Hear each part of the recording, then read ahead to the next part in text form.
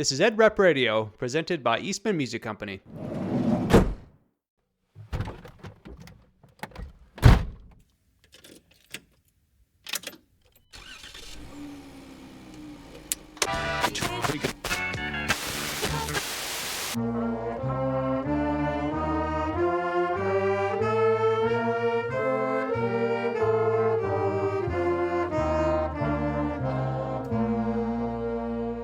This is Ed Rep Radio, a podcast to bring you ideas and information from industry experts you can use on the road every day.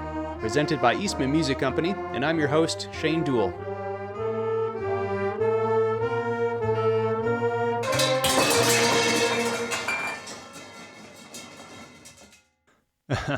Oops. Repairs. An area of an Ed Rep's job that takes up a considerable amount of time and energy in your day. The odds are pretty good that you're listening to this right now in a van full of repairs that are either coming from or going to the repair shop.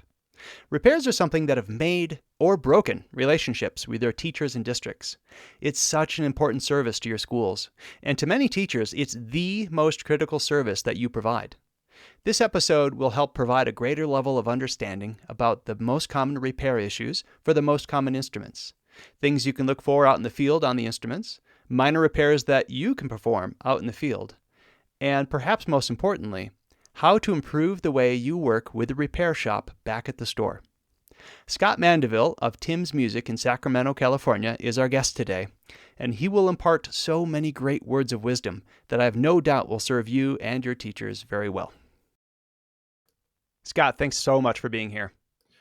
What a thrill. It's so great to be here, Shane. This is such a big topic. You know, there could be a whole podcast just on the topic of repairs out there in the schools.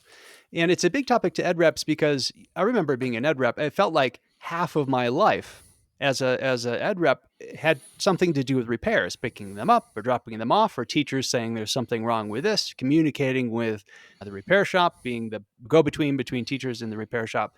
So I know this is going to be a really valuable conversation today, and we very much appreciate you spending some time with us. What an exciting time. There's so much information that's valuable between the teachers, the Ed Reps, the shop, the owners. It all is this ecosystem that we need to nurture. Mm-hmm. Absolutely. And I look forward to digging in. And just like all the episodes on Ed Rep Radio, it's always great to get to know who we're talking to. So, Scott, if you could tell us a little bit about your background in music and repair. Sure. Crazy stories, of course, will I'm sure come out. Back in fourth grade, the band teacher, Mr. Smythe, he said, "Boy, you're going to play euphonium." Okay. What's that?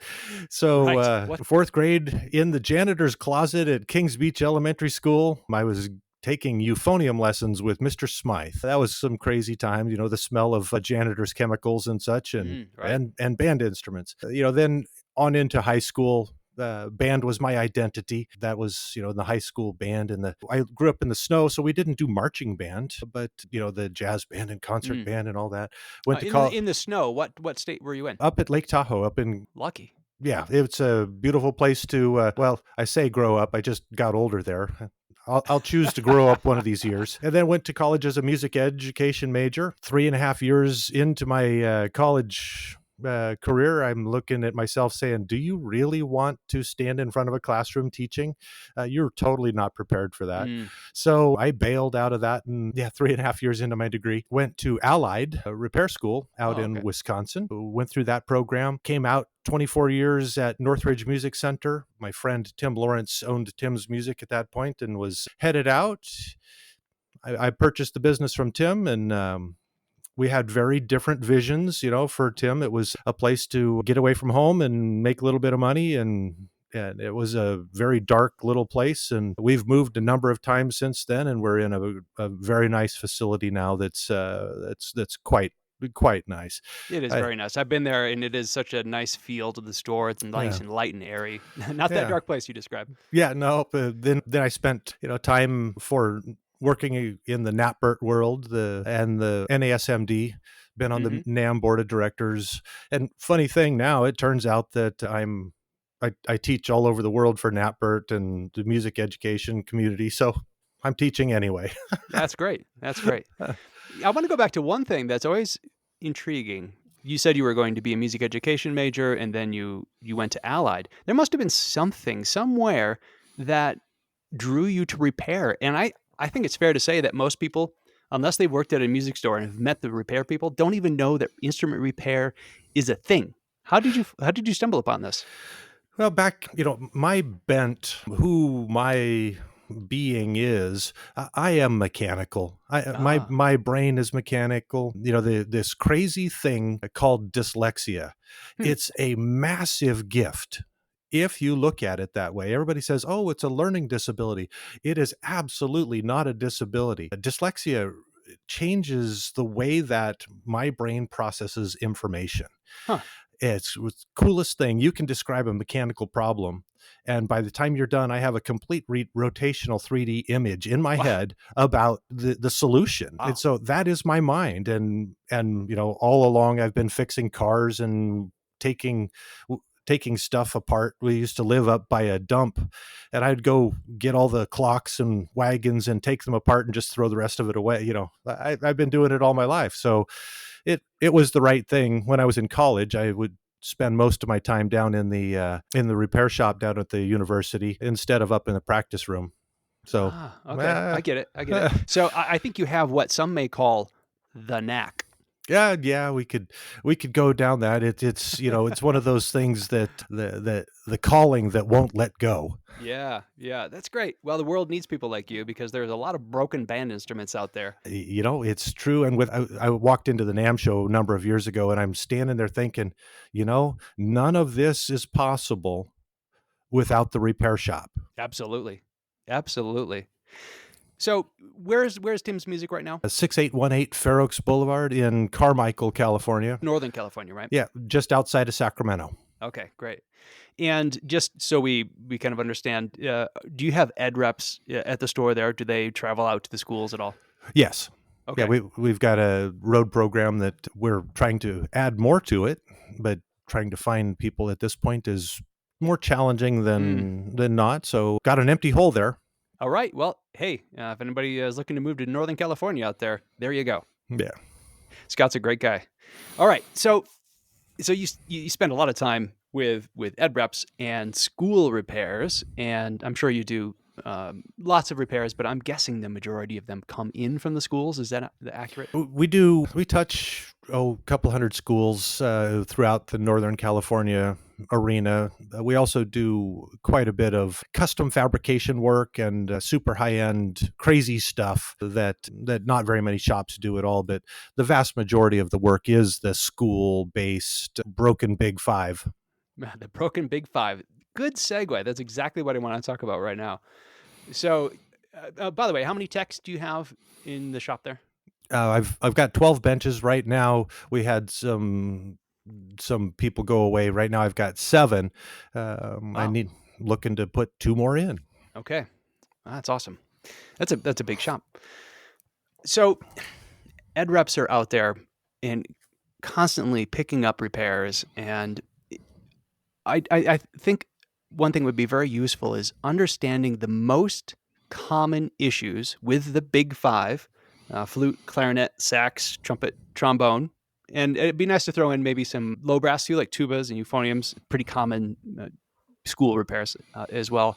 And we could spend so much time on each one of these instruments, but if we could go through the instruments and talk about the most common issues, how ed reps could potentially spot these issues, and if there's anything that ed reps can do themselves, maybe even with just a little training themselves out in the field to just speed things up and take away the schlepping that maybe won't necessary. If there's something little they can do with minor tools, little training, and help just make things a little smoother in the field. Sure. So let's start. Well, of course, we're musicians. We have to go in score order. Let's start with the flute. Yeah, doesn't oboe come before flute in the score? Oh, yeah. I think you're right. I'm not going to talk about oboes. Right. Yeah, it's not one of the Big Five. It's down in the bottom. Oh yeah, we'll get to it. Most important voice in the entire band, but we'll get to it. On your flutes, I think I'm going to go through the most common repairs and their causes, and then we can talk about how to spot them and what to do with it. Okay. I think it'll flow out a little bit better. In the flute, you look at the most common things that we deal with are the trill key springs off. Somebody played sword fight with the head joint and there's a dent in the tendon. The foot regulation or the timing of the key to key closing or lost motion, and their causes on that, the trill key spring coming off, that's just straight up busy fingers. You'd be surprised at how busy and unconscious fingers are on instruments, especially in the elementary and junior high world. So just by playing the instrument, you can knock a spring off? You can, but it has more to do with, the curiosity of the player, and I'm going to go touch this and that, and whoops, now my spring came off, or the spring got caught on a thread of your sweater, which does happen, and it all depends on how the spring trajectory was set and whether it's pulling into the rotational alignment, and not to get off on too technical of a thing, but or if it's pulling away from the direction of rotation. They want to come off more quickly if the spring angles are not set properly.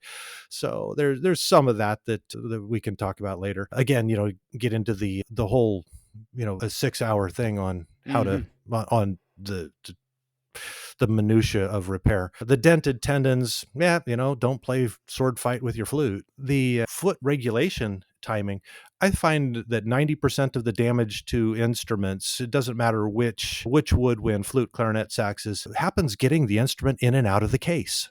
That simple act. The simple act, and it's not taught by the band directors in a way that, from my perspective, obviously we're talking about from my perspective, the getting the instrument in and out of the case.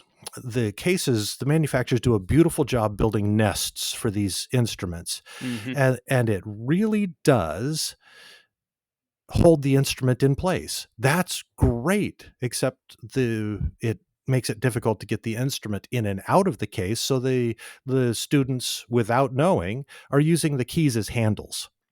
Oh.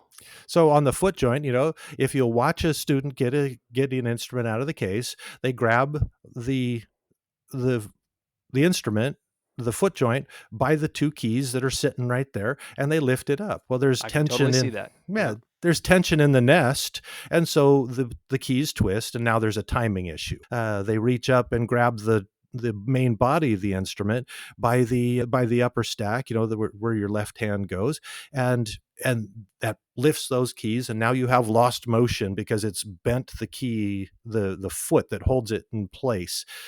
So with a little bit of training on, you stick your finger in the ends of the instrument, lift it out. Once you have it up in the air, unless you play sword fight, you're going to do little damage. The keys are engineered to go down. They were not engineered to be pulled up. So getting the instruments in and out of the case is where the vast majority of damage or regulation timing issues come on flutes, clarinets, and saxophones. I wouldn't have thought of that. So I have very specific instructions on how to get instruments out of the case. And, and some people, even into high school or college, have done it one way for all the last 15, 20, 2, 3, 10 years, however long they've been playing. And so you have to break those habits. And so I have them put a red sticky note or something that just screams, stop a minute, and they'll remember. They're smart enough people. They'll figure it out, show them how to do it, get the instructions. And that solves most of the bent key issues, unless, of course, you go into the junior high band room and instruments get dropped, and that's just the sound of money. Right. Gravity. Yeah, gravity's a cool repair thing. People all over the world. Good for my daughter's education fund. Right.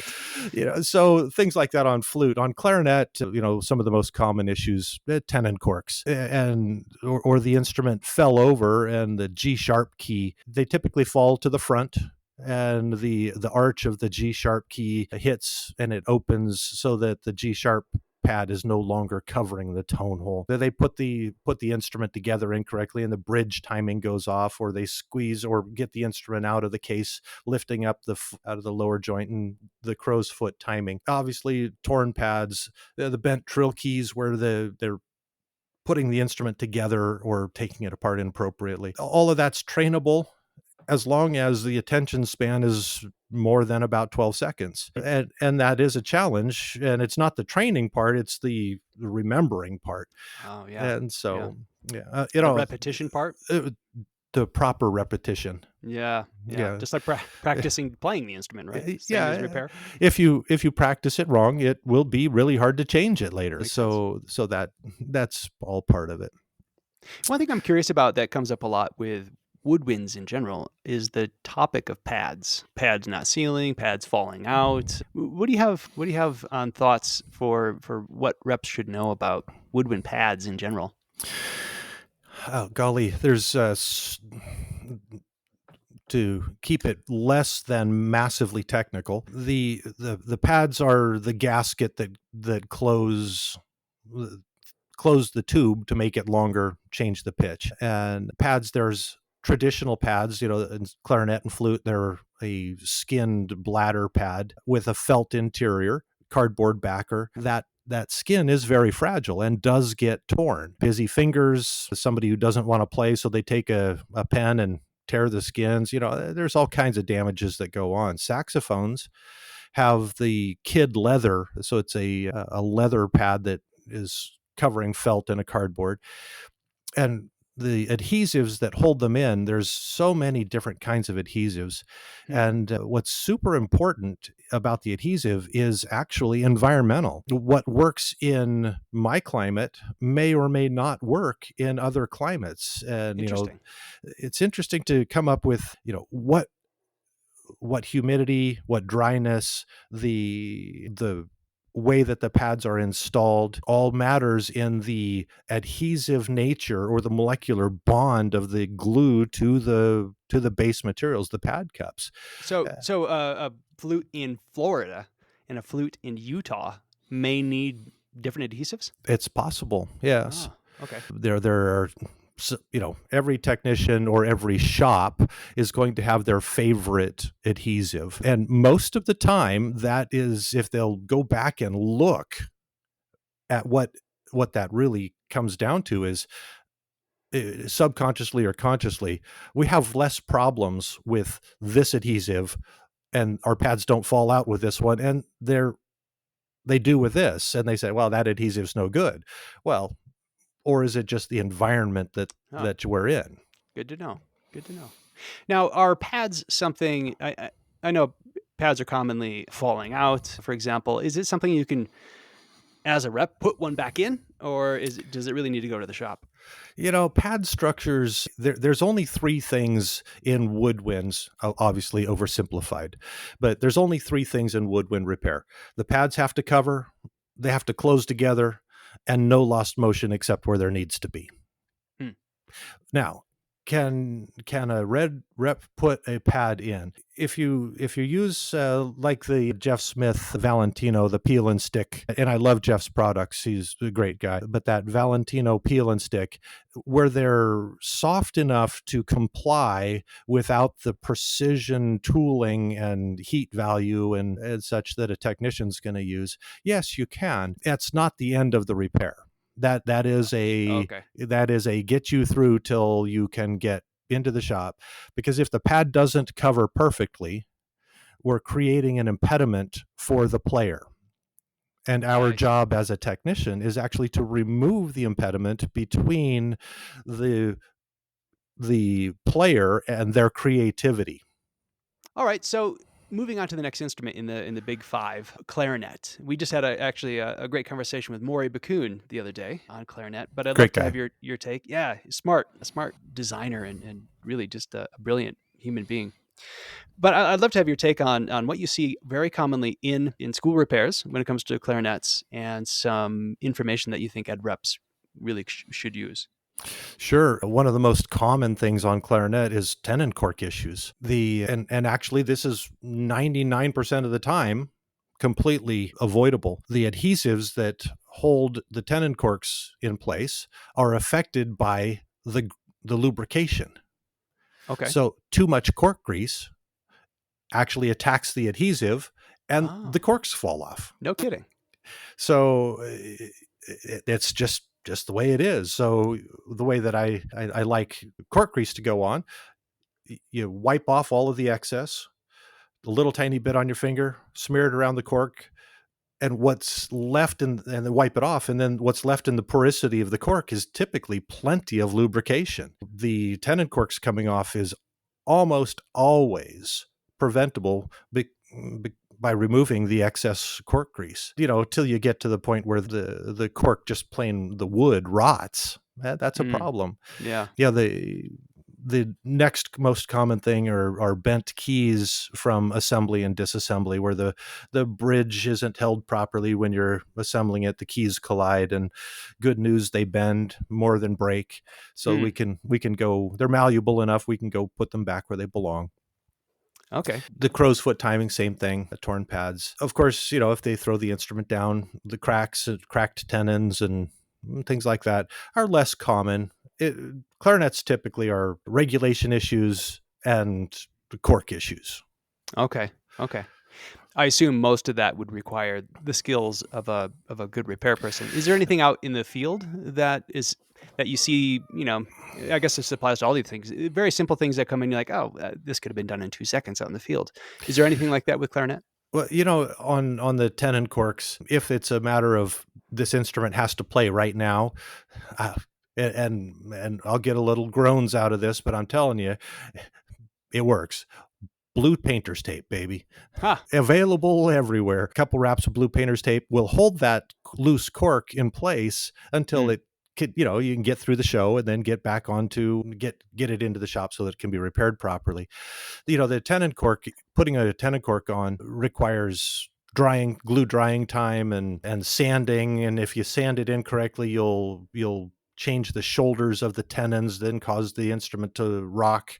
The question comes for me is the ed rep technical enough to do that with consciousness or not? And of course, every ed rep is different, but most are in just a huge hurry and they don't have time for glue to dry, right? Yeah, and in contact cement, which is what 90% of the tenon corks are held on with, if you don't let it dry properly and take the time, you get to take it off and start over. Okay. So if you're impatient and don't want to wait, don't do that, because you have to double your time. But if you look at straightening a bent key, well, if you do it properly, and use good judgment in every situation, and as you push something around in your hands, understand if it doesn't feel right. Golly, the biggest thing that an ed rep can do if they're in the middle of doing an emergency repair, if it doesn't feel right, stop. Good tip. That is, in a golf swing, once you start, boy, it's almost impossible to stop that bad boy. Same thing on repairs. If you're going in there and it doesn't feel right, throw up your hands and say, whoa, stop, and let's get this to the shop. Before you break something, right? Before other consequences come up. Yeah. Okay. Yeah. Good tip. That tenon cork, other than obvious, it's coming off or it's so dry, it's cracking. When do you tell it needs replacement? Well, in the repair shop, I actually grab the tenon corks with a rag, and I squeeze very hard and twist. I want it to fail. If it's going to fail, I want it to fail in the shop. Yeah. So what you'll find is will be loose pockets of adhesive, ultimately are going to travel. The looseness then pushes into the glue and it starts to tear. I would rather have it fail in my shop so that one, I'm doing a better repair job, and two, I'm allowing the band director the peace of mind that our shop's repairs are going to be more stable and that they don't have to come into the shop so often. If I'm choosing that path, I'm giving the band director the peace of mind, and I also I'm protecting the ed rep from the band director saying, dude, this thing was just there. the tenon cork fell off. What happened? Hmm. So I'm actually, by choosing that path, protecting the ed rep's reputation and his making him do the dance in front of the band director instead Right. of the technician who didn't Yeah. find that. So Yeah. I think that's, playing nicely with the ed rep. Yeah, that's a whole nother topic we'll talk about after we get through these instruments. A very Yeah. important one. So I suppose this tenon cork principle also applies to the mouthpiece cork of Yeah. the clarinet. Absolutely. It's still Okay. it's still a tenon cork. Okay, And same then, thing. they're put on the same way, fit the same way, have the same issues with too much cork grease. That comes down to on the mouthpiece cork, what is the quality of the mouthpiece? And should you replace that tenon cork? And the answer oftentimes on student line instruments is no, you really shouldn't. The cost to do a tenon cork, and of course we're not talking about prices, but just the cost, the minutes, the time versus the cost to replace that mouthpiece. And I guarantee 99% of the mouthpieces out there that have tenon cork issues have hit the ground or have other rail or tip issues or teeth marks or something that, golly, drop that bad boy in the garbage can and replace it. Yeah. It actually is faster, more consistent, and the player actually is getting a mouthpiece that's closer to a working product. So some of that, replace it. You do a cost analysis. Yeah, makes sense. It replace those mouthpieces, unless of course it's, if it's a step up mouthpiece or on up into the higher end, of course we're going to do tenon corks on the mouthpieces. But golly, those student line mouthpieces, yeah, bad boys, just drop them in the garbage, replace it. Okay. Yeah. One of those things the ed rep should be carrying is, a fistful of properly manufactured, good quality student line clarinet and saxophone mouthpieces. Yeah, I like that. Good point. So when we talk about clarinets, obviously there's two materials in the body with two different sets of issues, I guess you could say. I want to spend a moment on cracks on bodies of wooden clarinets, something unique to the wood. Do you see that very often? And how do you view that as a repair person? Well, again, I'll go off the deep end onto my soapbox of techno babble, but it will make sense when we're done. Wooden bodies crack because of the respiration rate of the cellular structure.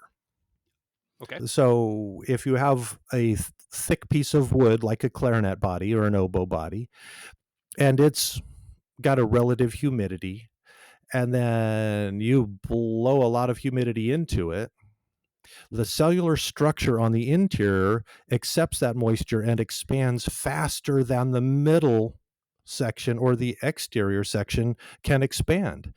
So if something grows faster than its neighbor, it's going to crack. So this is where bore oil comes in.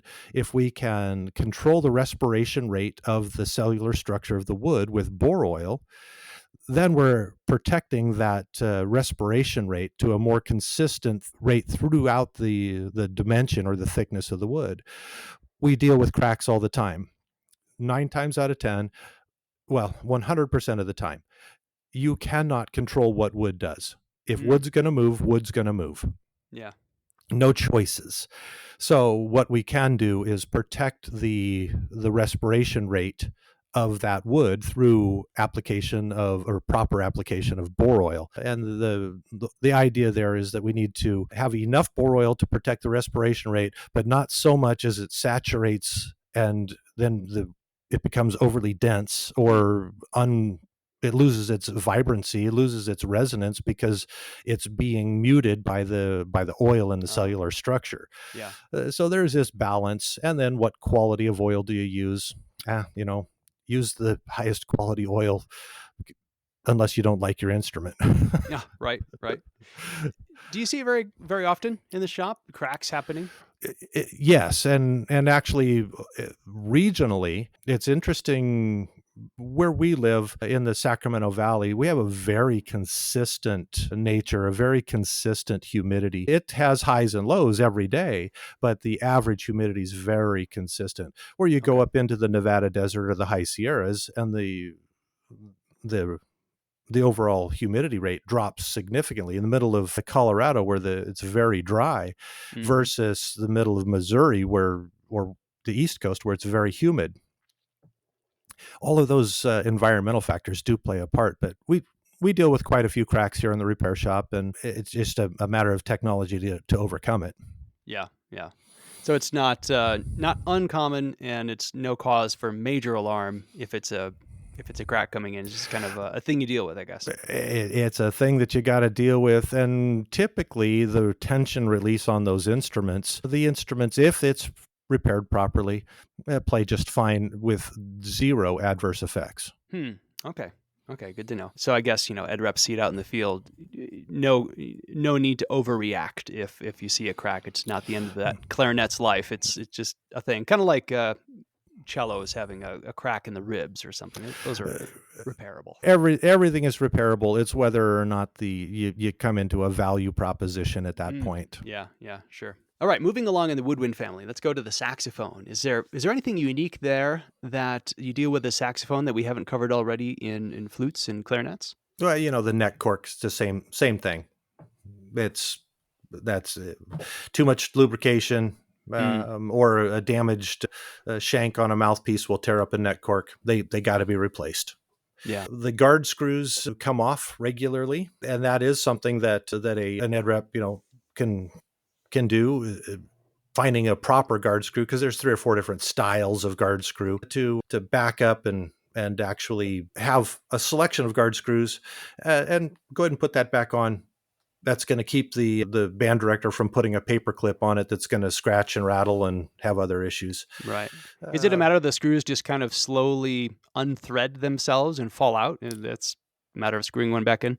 Typically, yes. Oh, okay. Yeah, the guard screws, if they're put in properly, they're tight enough, unless somebody were to intentionally go mess with them. You're going to lose 1, maybe 2, but putting them back in is quite easy. If the threads fit, for an ed rep, you've got 4 or 5 different styles. If the threads fit, screw it in. If it doesn't fit, don't screw it in.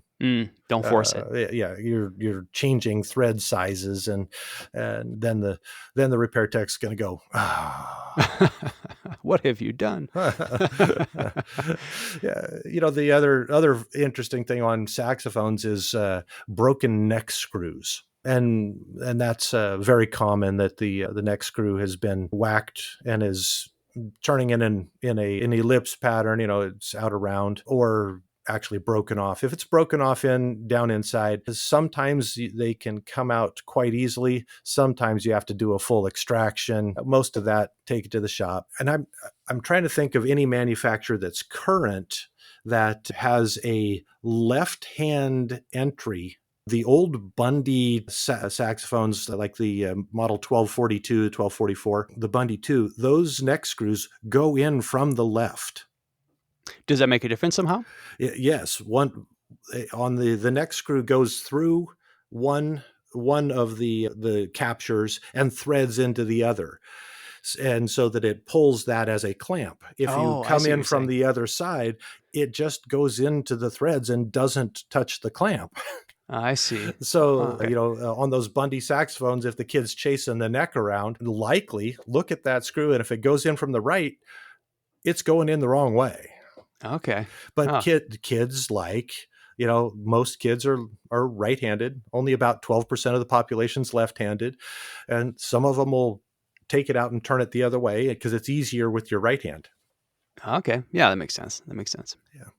On the topic of saxophones, one thing I'm curious about, it seems like I always brought in just a crazy amount of baritone saxophones into the shop, and they'd go back to the shop again and again. Why is that? Is there something unique about baritone saxophones that just make them more finicky for repairs?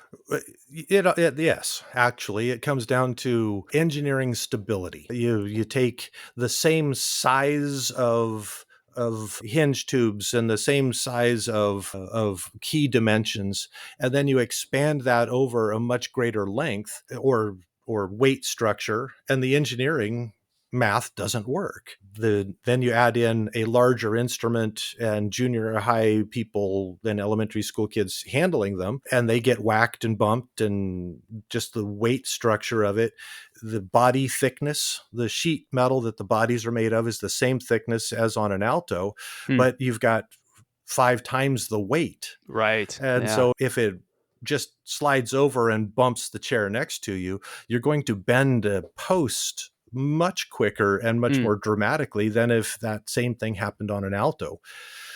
So, it comes down to handling and getting the instrument in and out of the case. Did you pick it up by the keys? Well, it's much heavier, and you're on the same thicknesses or engineering specs that you have on the other materials for your smaller saxophones.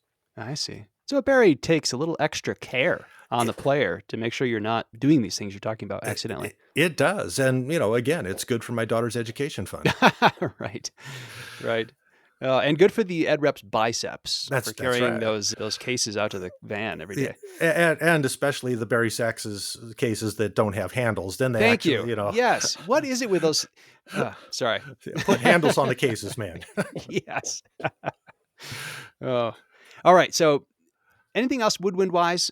Again, without going off the deep end in the technical babble, sure. Those are the common things that you can look at and lightly deal with from the ed rep position without spending enough time to make you late to your next show. Yeah. What about the springs themselves kind of popping off? Is that something simple you can spot as an ed rep and just put it back on? Absolutely. If the student is complaining that the key is just flopping, or the teacher says, it feels like springs off, I actually have the band director put the finger or a pencil or something and trace the key till they can find the spring, because everybody says, I don't know where the spring is. Well, it's somewhere along that length. Okay. Go look, find it, and visually inspect it. If in fact that is now out of the capture, well, there's a obvious visual symptom. Yeah, with your spring hook that bad boy back in. Again, I went off earlier on the spring trajectory. If the spring has the trajectory that's built into the axial rotation, it's going to stay in place longer. But if it's pulling in an opposing direction, it wants to pop out of that little spring capture. Yeah. So, hook it back in, make note of it. And, if it continues to be a problem, it needs to go have that trajectory changed. Okay. So it sounds like a basic spring hook tool would be a good thing to have out there in the field. Absolutely. And I would like one with 2 different sizes. Huh. One for larger, heavier springs, and one that fits in places that one doesn't for your lighter springs. So a 2-ended thing that, has a bigger one and a smaller tip for the different size springs. Okay, good.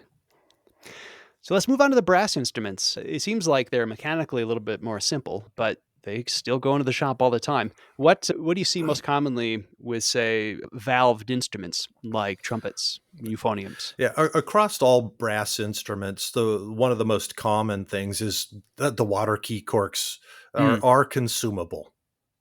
Okay. And if you have something that gets consumed, it needs to be renewed. Water key corks are very common that they've come out or are leaking. So a peel and stick water key cork assortment, and they come in 20 different half millimeters.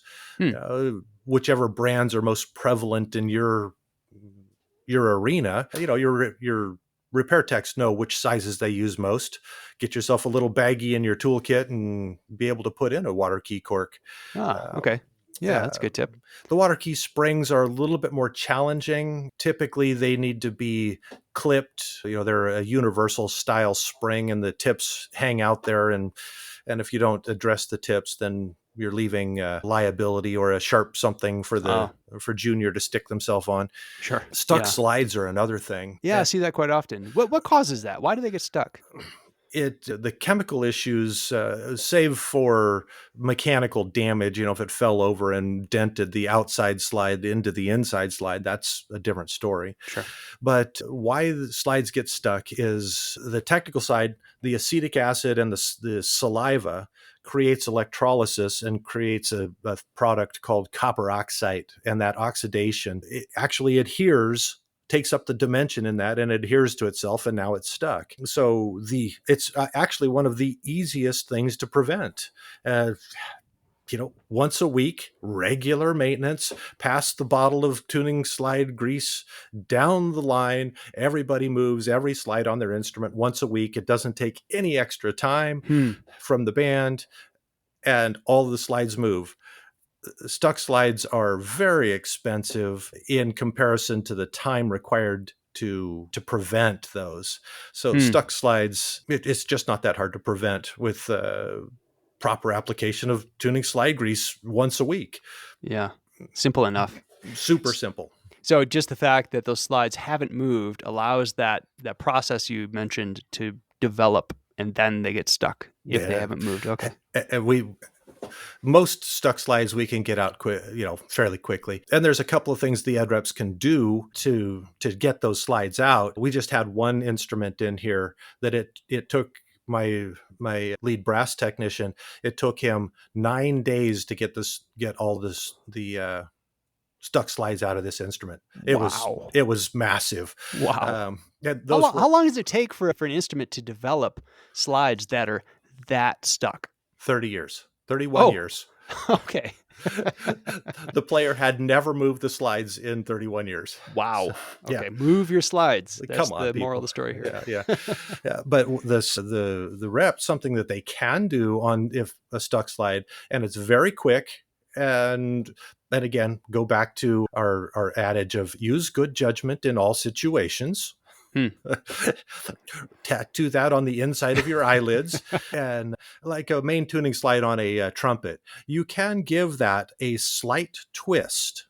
There is some flexibility in the instrument, and you can give it a slight twist. And what I'm headed for is I want it just to click. So if you're twisting it and it clicks, golly, we're ready to pull that bad boy out. Then you can actually start to work it back and forth, and it starts to move. If you do a slight, and I use the emphasis on slight twist, and it doesn't click, it's got to go into the shop. Okay. Yeah. If you do it too much, you're going to tear a brace off, right? You're going to fracture something or bend something and create less than amiable relations with you and the technician. Yeah. What have you done? Yeah. Well, another one that seems so common and quite simple is stuck mouthpieces. I'm curious, what do you recommend there? I think that's one of the most effective tools that the ed rep can carry and the one that is the most effective, also the hardest to use, but it gets 100% of the mouthpieces 100% of the time, is the Thompsons, the old red Thompsons with the collets. Now you do have to modify it because the nails that they put in to turn the lead screws are ineffective, but your technicians will help you modify that so that it's effective. But the Thompson's puller is the most effective. There are a couple others out there. The Valentino mouthpiece puller does a pretty fair job for getting 75% of the stuck mouthpieces. And if that's enough for you for the ed rep, golly, get that one. It's way easier to use. But the Thompsons, if you're comfortable using that, 100% of the time. Good to know. Yeah. It sounds like whichever one you use, just make sure that you've received a little training from your repair shop to make sure you know how to use it. Yes, please. Yeah. Yes, please.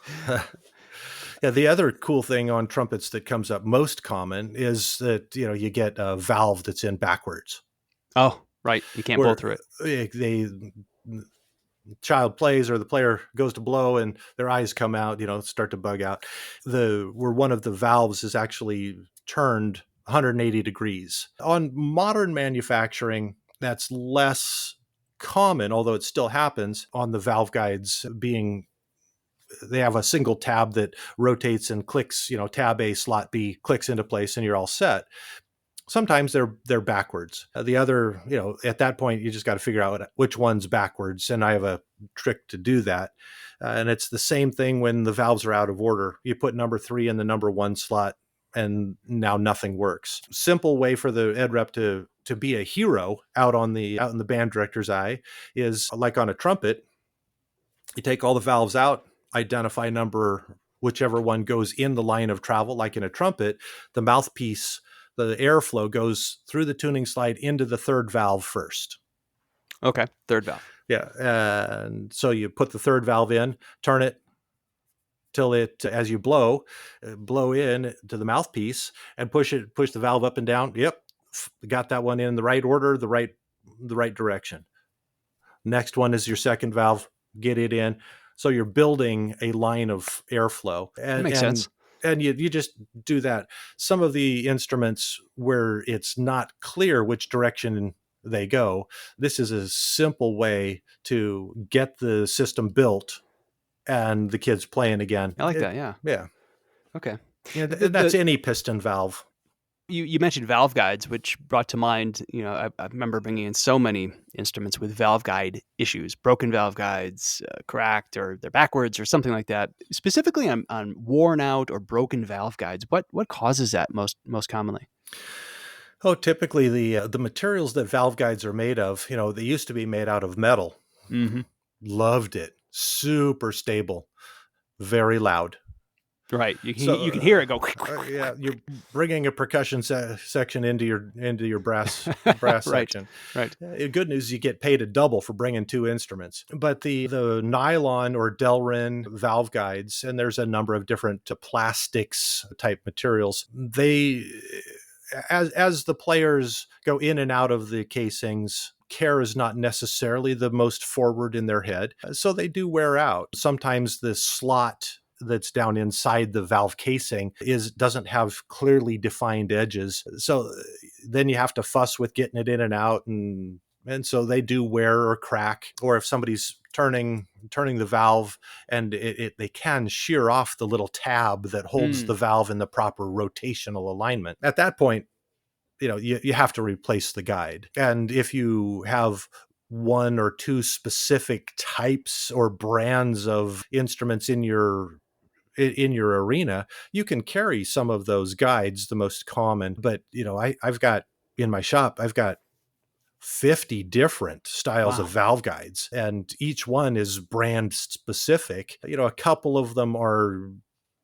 interchangeable ? But most of the time they're brand specific, and each manufacturer puts their own engineering spin on it.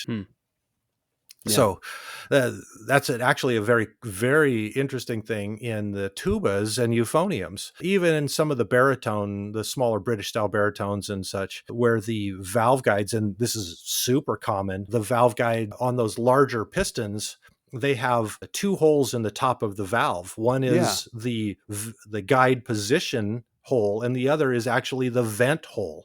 Okay. If all pistons have to be vented, otherwise they whistle. Oh, so when you push the valve up and down, if there's no vent, the air actually whistles out the bottom of the valve guide, out the bottom of the valve. Quite.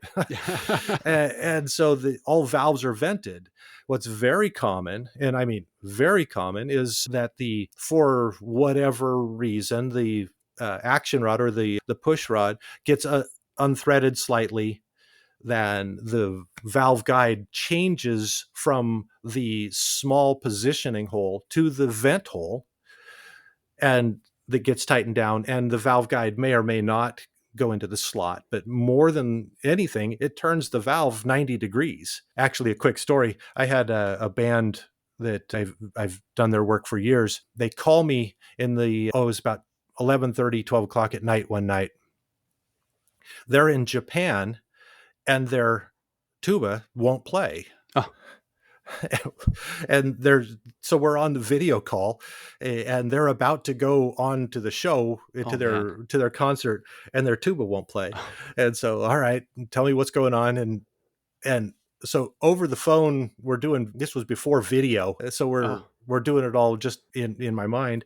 And we find that the second valve guide had been changed 90 degrees. Ah, So, that's is how the ed rep can be the hero again, is all of those larger bottom sprung pistons that have the single position, the new style of valve guide that Eastman and a lot of the other major manufacturers use. You look at the top of the valve and you need to see the guide or the vent hole, but you can also see the piston number. oh, see the number. If you can't see the number, 9 times out of 8, that guide is in the wrong hole. So you can Okay. unthread the action rod and look. The guide hole is the small one. The vent hole is the large one. Ah, Put the good. little detent into the hole, the little dot into the hole. Tighten that back down, and you're a hero. Awesome. Good tip. Yeah, somebody's going to make some friends out there just from that one alone. Yeah. And actually, over the phone from Japan, we solved that. They played the show. Cheers all around. And it's such a simple little thing. Yes. Wow. Crazy simple. That's just one of those things that if you know what to look for and where to look for it, you can spot those things. Yeah. Yeah. Good to know. So valves, kind of sticking on that topic, stuck valves, happens all the time. Why do valves keep having issues? Oh, golly. Valve oil is a chemical response, and not all valve oils are compatible with all chemistries. So I do a little parlor trick here in the store where I can feel somebody's hand and tell them which valve oil is going to be best for their instrument. No way. Absolutely. It's straight up chemistry. Huh. And so it's something that you can, as an ed rep, if they get sticky valves or stuck valves, again, that we're back to the copper oxide. It's a bacterial growth and this copper oxide that actually adhere to the patina or the verdigris that's on the inside of the valve casings. And it is, as long as there's no mechanical damage, this is straight up a chemistry issue of the player's saliva and the player's chemistry not mixing with the valve or the metals that the valves and the valve casings are made of, because they're different metals. So there's an electrolysis thing that happens inside the instrument. When you then spit in this, you're adding that chemistry that creates this environment. I've been a trumpet player since I was 12, and I had no idea any of that the valve oil in your saliva actually mattered, how they mix together. Absolutely. And I touch, like I said, you feel somebody's hand and choose which valve oil. And obviously I've got enough knowledge on what the metals of the instrument are. If it's a solid surface valve versus a nickel plated valve, different electrical or electrolysis molecular adhesions occur. And, are we using petroleum oils? Are we using synthetics? All of that starts to matter. Wow. Is it a bit of, until you have the level of knowledge that you have for an ed rep, is it a bit of trial and error to find the valve oil that tends to just work better for each player? Yes, there is just the general knowledge that you build up over the years of doing this. But truthfully, the vast majority of valve issues can be solved with high quality synthetics. Okay. Eastman uses ultra pure. Mm-hmm. Yep. Great oils. Ken Saul, super guy, makes a beautiful oil. Yeah, I've used it a lot. Before Eastman, even I used his oils on my trumpet. Silky smooth, really good oils. Yeah. So between the Hetman oils and the ultra pure, there's a few other synthetics that are out there. But for general consumption, if you're having a student with sticky valve issues, so much of the time it is a low grade cheap oil that is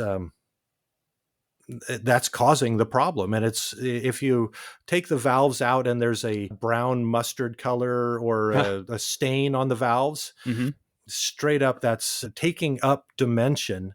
If the total tolerance in your valve is 1 to 1.5 thousandths of an inch, and then you go put a patina on that, or tarnish, it takes up dimension. Now it's sticking because of that. So that dimension, that tarnish, has to be removed, and that's done in the shop. But then changing valve oils really makes a huge difference for sticky valves and the fluidity that somebody would expect. Valve oil matters. Yeah. Yes, it does. All right. Good. And somewhat related to valves are rotors. I'm sure a lot of ed reps pick up French horns with or tubas with rotors that are completely stuck. And it seems like those are more finicky than pistons, than valves on trumpets or so. Why do they get stuck so easy, those rotors? Chemistry. Again. Yeah. Rotors more than pistons. Most rotors are unplated. They're phosphorus bronze is the base materials. And then your casings are either nickel, silver, or brass. And they love each other. And it creates this environment where the copper oxide really does. It's the green crust that grows on it. It's a calcium and copper oxide. And rotors love to move. Pistons, you can leave a little bit and they don't get stuck as much sometimes, but rotors love to be moved. So when the shop fixes it and then it goes and sits for the rest of the summer, the rotors are a little stuck. Mm-hmm. Or you see that all the time, right? The ed rep drops off the repairs, they're done, they sit in the hot band room, and then school comes back, and what's the first thing the ed reps do? They go pick them up again, and they bring them back to the repair shop. And for the ed rep, having just a little bit of knowledge on how to solve that. Once you get them, if it's been cleaned properly, once you get them moving, and then spend just a second getting the rotors limbered up, they're good to go for the rest of the year. And again, this is super technical and without video to say, touch this, don't touch this. I want to lightly turn the rotor stop so, and get that adhesion to crack free. That's super easy to do with, a little bit of training from your technicians. You can go be the hero and not have to take those horns back to the store, but you do want to get a little training in that.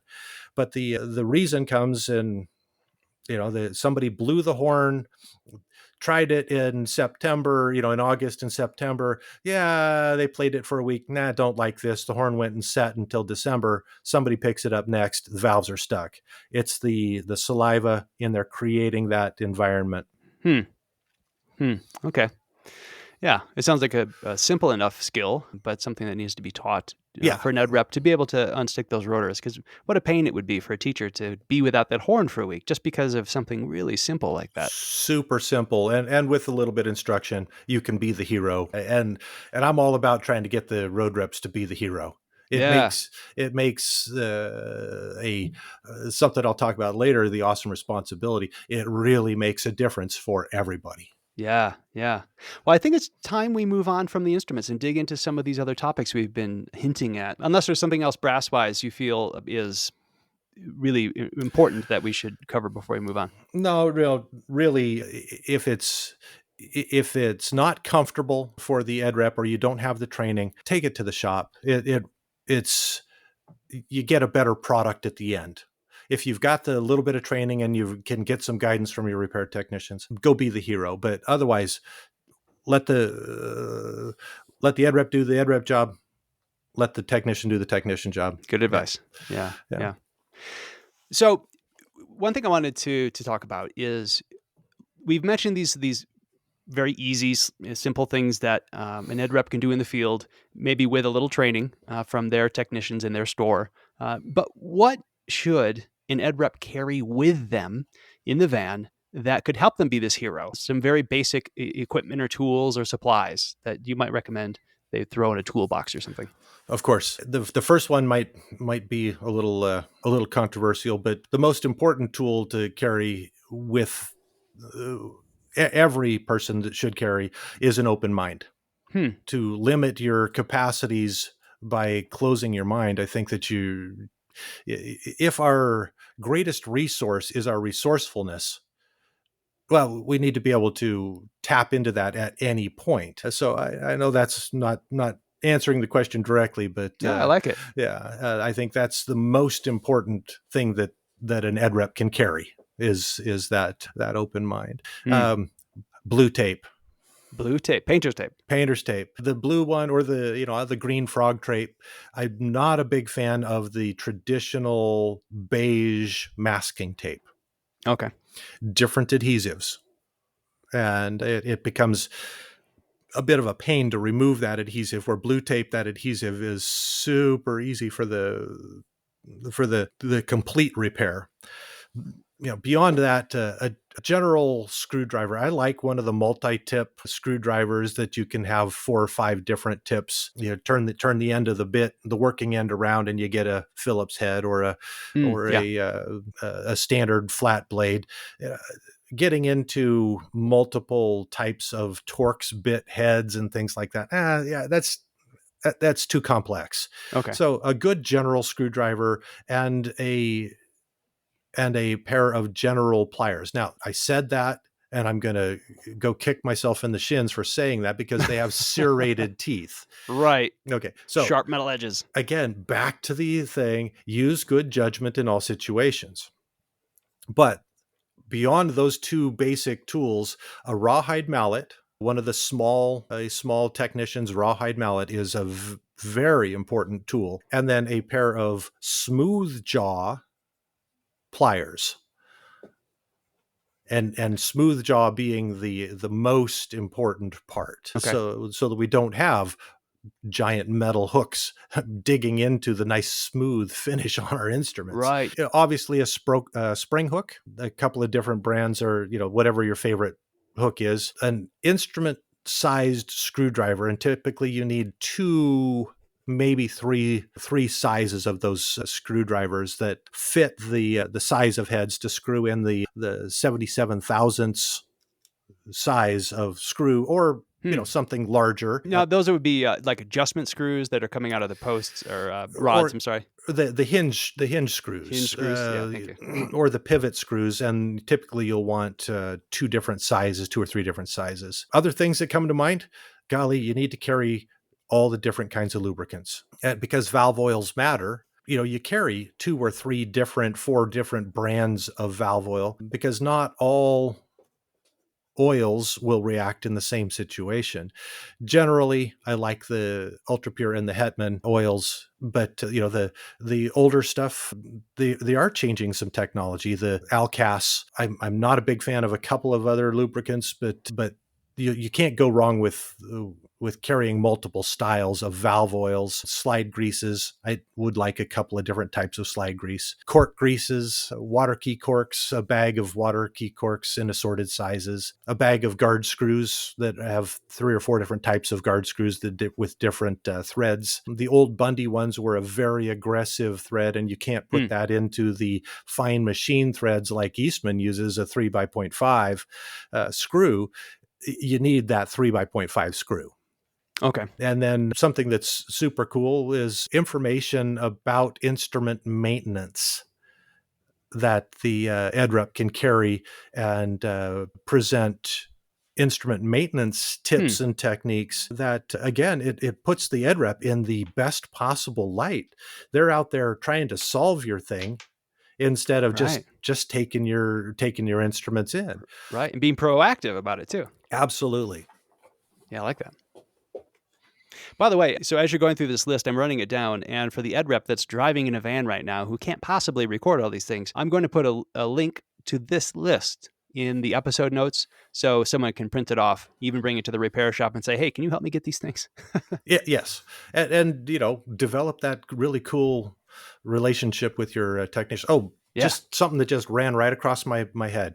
How does the ed rep get the training? Yeah. Summer repairs, baby. Summer repairs. There's a few of those I hear in repair shops.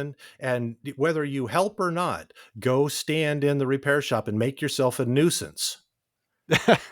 and be in the environment, because you learn the vocabulary, you learn the way the technicians touch things, you learn how to spot a spring that's coming off, or Hmm. the trajectory of a spring, and you can learn all that just being in the environment. I think that's a fabulous thing to go in and take the technicians a chocolate chip cookie occasionally. Yeah. They love that. Yeah. What a great use of those days where school is out and the ed rep is sometimes looking for something to do. It sounds like Absolutely. go hang out in the repair shop and learn and help these guys. And it's the coolest place to hang out. Yeah, they're a good hang. I imagine. Yeah, I've had some great conversations in repair shops. It's great. Yeah. So this relationship between repair techs and ed reps is so important. And just to be quite frank, sometimes those relationships are great, wonderful working relationships. Sometimes they're not. Sometimes there's a rub or a conflict, or sometimes they just flat out don't get along. And this is a time I'd love to spend with you to talk about that in particular, because obviously a good relationship will help everybody. So what's your perspective on how to have a good, solid working relationship between those two parties? Oh golly, this is the cornerstone of any business, and it's absolutely critical that the owner of the store, the ed reps, the technicians, everybody involved understands that, guys, we're playing on the same team. Mm-hmm. And one of the things that I have developed and pushed very hard on is a thing that we here in our store called the awesome responsibility. Hmm. And the awesome responsibility is defined as, at any given time, each one of us represents all of us. Right. And so if the ed rep, who is the most prevalent in the band director's arena, is having a difficult day, the entire organization is viewed from that perspective. Right. If the technician, who's sour about the guy who didn't lubricate his slides and it's taken him too long, and he has any kind of contact with anybody else, including other team members, other clients, and such, all of that is the reflection of the entire organization. Hmm. Whoever's perceiving this, it is their perception of the entire organization. This is a concept that comes from Shep Hyken. And if you ever want to look him up and get on his weekly blog, he's got some great cartoons that he puts out every week. Shep Hyken. Hmm. But Okay. the awesome responsibility is so important, because each one of us at any given time represents all of us. So true. And Great then point. how do you translate that into a working relationship? One, knowing that we're all on the same team, and that the goal of the repair technicians are to make a difference in the lives of the player, and the goal of the ed rep is to make a difference in the lives of the players, and Hmm. the goal of the teacher is to make a difference in the lives of the players, and the goal of the players is to go learn this life-changing thing that's called music, Mm-hmm. and change the trajectory of lives. So is your technician turning screws and straightening bent keys, or are they creating an opportunity for some child's life to be vastly different? I think that's so powerful if we can from whatever position you have in this mechanism, to understand that your actions are in fact changing lives. Oh golly, this is this not why we do what we do in this crazy little industry called music? Yeah, and then the owner of the company, to drive that demand for awesome responsibility, and to show that. And I think this is where, if we can really apply the thought structure that we are changing lives, Hmm. I think that you come down to the cornerstone of all it is that we do in this industry, and we get to create an environment for the trajectory of somebody's life to be different. Whether it's a beginning student that that you got the instrument fixed correctly in that beginning, the first time they're putting the clarinet together and they can go play, and that changes their life. It has that capacity. Or is the connectivity to the band director through the ed rep, that you can go be that voice of, yeah, man, what you're doing matters. And the relationship between the technician and the ed reps that say, wow, together we are changing lives. And I have books of stories of lives that have been vastly altered because of the ed reps getting the communication right between the owner, between the technicians, and the technicians getting their job right. I think the whole thing for me is managing expectations between the three voices in the conversation, or four voices in the conversation. If you can manage those expectations through accurate SOP driven conversations and informational exchange, this is really where we get to take care of the communicative constipation. It really is. A lot of the troubles that we get into is because we didn't communicate accurately. When does the teacher need the instrument back? Who's paying for it? The owner wants to know who's paying for this thing. Right. How all of this ecosystem that is necessary to be sustainable comes down to an accurate communication. And if it's not written down, you can't manage the expectations of communication. I think that's critical, that everybody really has to follow the standard operating procedures to manage those expectations through communication. And to go back to the technical side, proper information exchange is like valve oil to the valves. Without it, things get sticky. Yeah. Boy, Scott, just going back a second, I just wanted to say that your perspective is so powerful and positive, and I love this. We're all working in this together perspective and attitude. I think it's so easy for all of us in every part of the music industry to get so wrapped up in your day-to-day busyness and the minutia of what you're doing. It's easy to forget to step back and look at the big picture and why we're all doing this. It was very refreshing to hear you I'll be honest, remind everybody listening why we're all doing whatever aspect it is we're doing in the music industry. So great.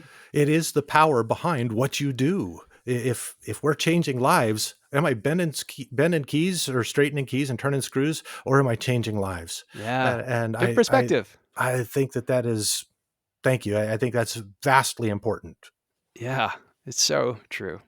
Another thing you mentioned that I think is crucial for many aspects of being an ed rep is that SOP, that standard operating procedure. Having that system of whatever it is, making sure that system is done every single time, and the system was well thought out to make sure that whatever it is you're doing, like perhaps picking up and dropping off repairs, is done properly every time. In speaking of that SOP, that system, what kind of information really do you want and need as a repair tech? What can ed rep ask out in the field from that teacher that you as the repair tech would want? Oh, golly. Yeah, that's super. And again, this is where the lubrication in the system really comes to this informational exchange. And whatever SOP that you develop, be sure that all the voices are heard. The owner needs to be heard. The teacher needs to be heard. The ed rep needs to be heard. The technician needs to be heard. And so whatever system you're developing, pull all the voices in. And that way you get the communication that you can manage the expectations. What we need as a technician, we need to know the name of the school. I know this sounds so basic, and you got to ask the easy questions first. Sure. Did you plug it in? Did you turn it on? Ask the easy questions and then get on, right? So I got to know the name of the school.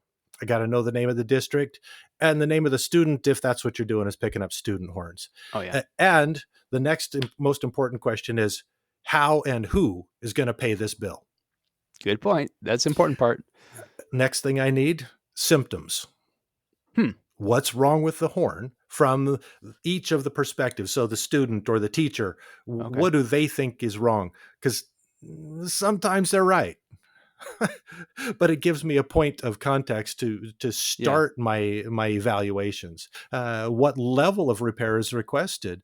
There are some things that are non-negotiable. If the instrument is so dirty that that's the problem, I'm going to clean the instrument because that's the solution. But I have teachers that say, nope, we don't want the instrument cleaned.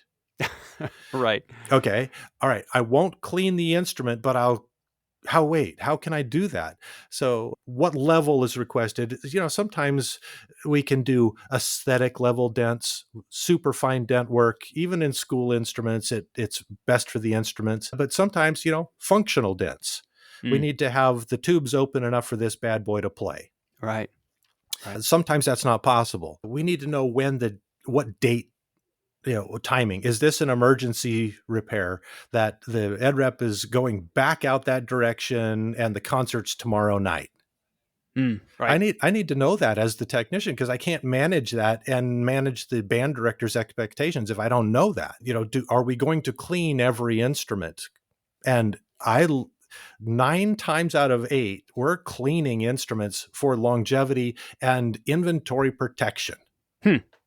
So let us do our job in cleaning an instrument. Your instruments are going to operate longer, better. Your students are going to learn better. All of this stuff comes into that thing. What level of dent work, the number of instruments that they're expecting to come into the shop. As a technician, if I don't know how many come into the shop, if they just drop a pile there, I don't know enough about it. So the number of instruments, and one of the things that I think is a protection for all parties involved. Get out your cell phone. Everybody carries a camera on their hip. Take a picture in the band room of what you picked up. Take a picture in the repair shop of what you dropped off. Good point. Yeah. Proof, right? I'm telling you, 2 years ago, I had to give a Barry sax to a high school. They said we picked up a Barry sax. I can't prove that it didn't get here. Oh man. So I gave them a Barry sax. The other information, does the band director on the school's horns, do they want the cases stocked with supplies? When they get them back, do they want a reed and cork grease and a swab and a mouthpiece cap and ligature and everything ready for the band director to set the student up for success? Right now, boom, here's an instrument ready to play. And you can ask that question and stock the instrument case with proper quality accessories. The owner will love it when you stock the cases, because that's great margin stuff. But more than that, it sets up the student, the teacher, everybody's set up for success forward of that. So all of that information to take care of this constipation of informational exchange, golly, the technician in the shop really needs to know that stuff at a bare minimum. Yeah, good stuff. It sounds like a form of some kind would be very useful to put on the instruments to record this information. We have been for years used a paper form. Oh, the one thing that I didn't get in there is the best communication route for the teacher. Who should we call and what phone number and what email do you want to be emailed or phoned? That information alone saves the shop. If I call somebody and they really wanted to be emailed, or if I email somebody and they don't check their email in the summer, how am I going to communicate with the responsible with the school? That's right. That's crazy important. Right, especially over the summer, right? Teachers can just disappear, and you need to know how to get a hold of them. Yeah, there's all kinds of apps out there. There's Slack and Flow and stuff in Office 365 and Teams, and all of that has capacity to be used. Still, the paper form has its place, but I think the Google form is critical as well. All right. Yeah, that's a good tip. I like the electronic aspect of it too. Yeah. And then you have a record that doesn't get accidentally ripped off the handle and left somewhere in a parking lot. Yeah, flies out of the trailer or on the back of the van. Yeah. The last thing I wanted to ask about is, I think most ed reps out there would be familiar with a scenario where a teacher says, it's not playing, just make it work. I think it's just this little thing. And the ed rep brings it in, and the tech is like, actually, there's a lot wrong with this thing. But the teacher says, no, I don't want to do that. I don't want to do that. Just do this basic little thing. It's like, bringing a car in saying my air conditioning doesn't work. And the repair tech says, hey, you have no oil in your engine. Oh, no, just fix the air conditioning. So how do you handle that between the ed rep and the teacher and the repair tech to, I guess, educate the teacher on what really needs to happen to make this thing work? Golly, this is so common. Budgets are limited. Everybody's got their knickers in a twist about trying to preserve their budgets. Instruments have to be maintained. And the way that I like to approach this is that as the shop, it's our job, and I tell directors this, I communicate this directly with the directors, that as a shop, it's my job to protect your money. It's also my job to produce exceptional instruments that are sustainable for you to teach on. Mm-hmm. Here's the estimate of what it will cost to do this work to make it sustainable and play properly. Doing less than that jeopardizes something in that line. And the student is the recipient of an instrument that does not function properly. So it's an education thing. I'm here to protect their money. And if fixing this is outside the value of that instrument, so if a used flute that needs a complete mechanical restoration, which is going to cost the same or more than replacing the instrument, golly, I think it's the repair shop's job to say no. To say, I appreciate that, but it's important for me to protect your money and your program, and no is an okay answer. It's okay to say, this one you should not fix. And that's critical to be able to have that relationship. Again, it comes down to communication and relationship. No, I'm not going to fix that instrument because it's not right to take your money. I don't mind taking your money. I'm good at it, but I also need to protect your money. Yeah, it's a good perspective. Again, I like that. Yeah. Sometimes it's just not worth it. It's just wrong. Yeah. We have to have some form of consciousness about their money and how to protect the entire ecosystem. Yeah. At that point, do you as the repair tech work with the ed rep to say, it might be time to have a conversation with this teacher that this euphonium has been in here 40 times over the last 40 years. It's done. It's probably time to talk to them about replacing this instrument and to value this euphonium as zero in the district's accounting.